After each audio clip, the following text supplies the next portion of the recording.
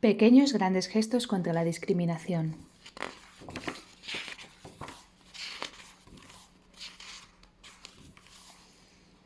Sentarse. Rosa Parks.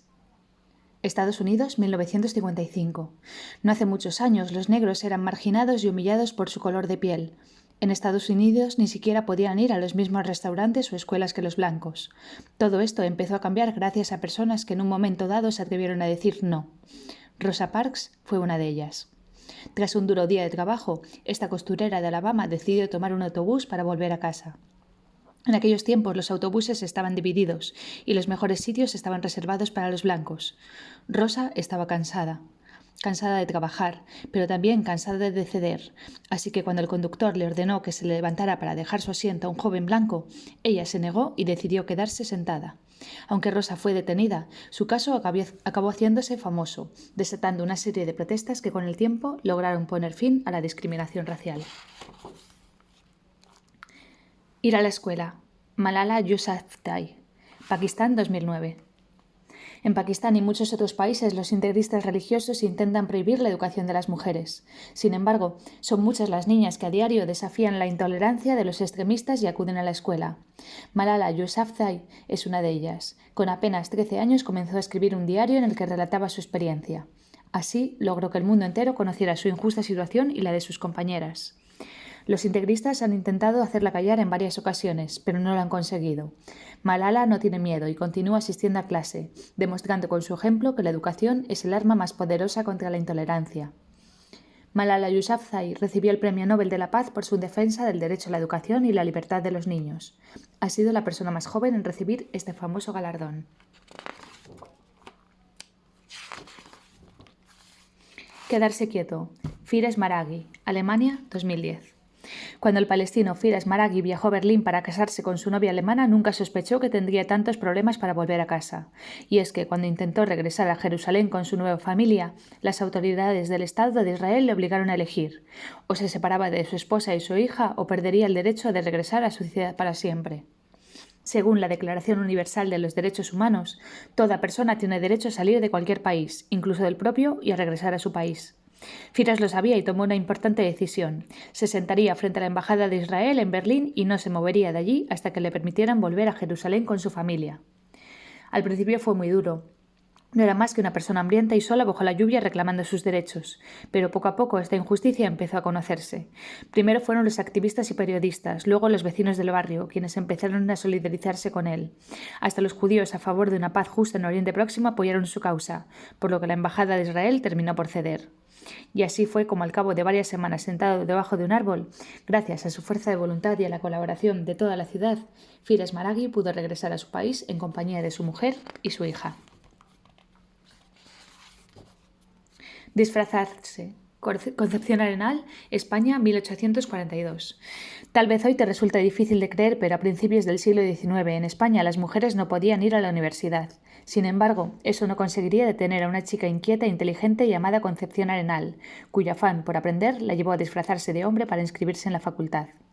Y es que en aquella época el matrimonio era la única carrera que una mujer podía estudiar. En cambio, nuestra protagonista tenía otros planes. Gracias a su perseverancia y valentía, y quizá un bigote postizo, logró finalmente licenciarse en Derecho. Concepción, Concha, como la llamaban sus amigos, demostraría que la educación de las mujeres era un paso fundamental para lograr su completa libertad. Tras su paso por las aulas, inició una lucha incansable en favor de los más desfavorecidos. Escribió decenas de libros, cientos de artículos, convirtiéndose en una de las escritoras más reconocidas de su tiempo. Hoy muchas calles y plazas llevan su nombre, pero todo empezó con un pequeño gran gesto. Dar luz. María Teresa Flores Sosa, Nicaragua, 2014. La vida de María Teresa Flores Sosa es una historia de superación. A pesar de que el cuidado de su madre enferma y de sus 4 hijos no le dejaba mucho tiempo libre, María Teresa siempre estaba dispuesta a ayudar a los miembros de su comunidad, una pequeña aldea sin electricidad en la zona más pobre de Nicaragua. Así que, cuando le propusieron viajar a la India para aprender cómo llevar la luz a sus vecinos, no lo dudó. Durante 6 meses estuvo estudiando el modo de convertir la energía del sol en electricidad gracias al uso de paneles solares.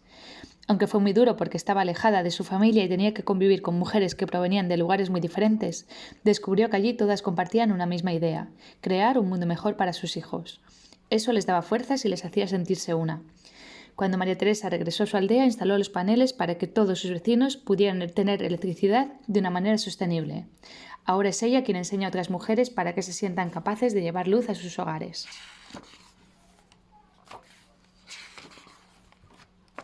Poner un ladrillo. Diébédo Francis Queré, Burkina Faso 2000.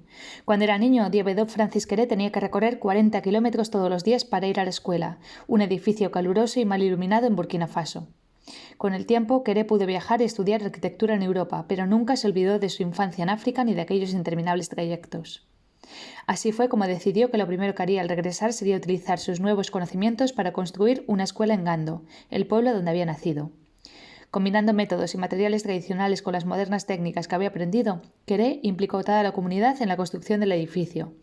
Hombres y mujeres haciendo ladrillos, niños y ancianos llevando el agua. Todo el mundo participó en el proyecto. Hoy en día los niños no tienen que desplazarse para aprender porque la escuela del pueblo es el orgullo de todos sus vecinos. Protestar. ACT UP, Estados Unidos, 1989.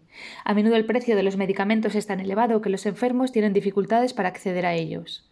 Muchas asociaciones y periodistas han denunciado que esto es así porque las empresas farmacéuticas buscan hacer negocio con los medicamentos, lo que impide que los enfermos puedan encontrar un remedio a sus dolencias, a pesar de que la salud es un derecho fundamental de toda persona. Para visibilizar cómo algunas de estas empresas se enriquecían a costa de la salud de los enfermos de SIDA, un grupo de activistas conocido como ACT UP decidió protestar en el interior de la Bolsa de Nueva York. Haciéndose pasar por ejecutivos, lograron introducirse en el edificio y con su protesta hicieron que el mundo tomara conciencia de este problema. Ese día ha sido el único en la historia en que la bolsa tuvo que interrumpir su actividad. 2 días después de la protesta de ACT UP, la farmacéutica que fabricaba los medicamentos que paliaban los efectos de la enfermedad anunció que bajaría el precio de los tratamientos para que estos fueran más accesibles. Dar de comer, las patronas, México, 1995. Cada día miles de inmigrantes centroamericanos intentan llegar a Estados Unidos subidos en el techo de los trenes que atraviesan México en busca de una vida mejor. Muchos de ellos no consiguen llegar a su destino víctimas de un accidente, por la dureza del viaje o por culpa de las mafias que se aprovechan de la vulnerabilidad de estas personas. Norma, Bernarda y un grupo de mujeres mexicanas volvían de hacer la compra cuando vieron pasar uno de estos grandes trenes repleto de inmigrantes hambrientos que les pedían comida a gritos. No lo pensaron y decidieron lanzarles las bolsas que llevaban con ellas. Desde aquel momento no han dejado de hacerlo ni un solo día. Hoy se las conoce como las patronas y han sido capaces de organizar una red de asistencia y comedores para los inmigrantes a lo largo de todo el recorrido del tren. Son gente con pocos recursos que ayudan a los más desfavorecidos, pero como dice Norma, lo que empieza como un pequeño gesto puede multiplicarse.